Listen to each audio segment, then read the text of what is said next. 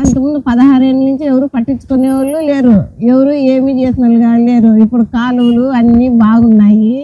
మాకు చాలా దుమ్ము ఎక్కువయ్యి ఆరోగ్యాలు కూడా ఇదైపోయినాయి. చాలా బాగా చేస్తున్నారు ఇన్నేళ్ళ నుంచి. అప్పుడు పట్టించుకున్న వాళ్ళు ఎవరు లేరు.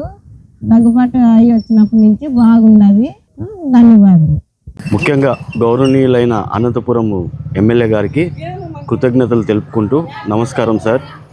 మీ వల్ల మాకు దాదాపు ఒక 10 సంవత్సరాల నుంచి సమస్యగా ఉన్న సమస్యను కాలువలు కానీ రోడ్లు కానీ ఇదే విధంగా చాలా పోయిన ప్రభుత్వంలో చాలా అర్జీలతో పాటు బాధపడే వాళ్ళము. కానీ అనంతపురం ఎమ్మెల్యే గారికి 8 నెలల క్రితం ఇలా ఉంది సార్ సమస్య అని చెప్పి 37వ డివిజన్ తరపు నుంచి ఒక వినతి పత్రం ఇచ్చాము.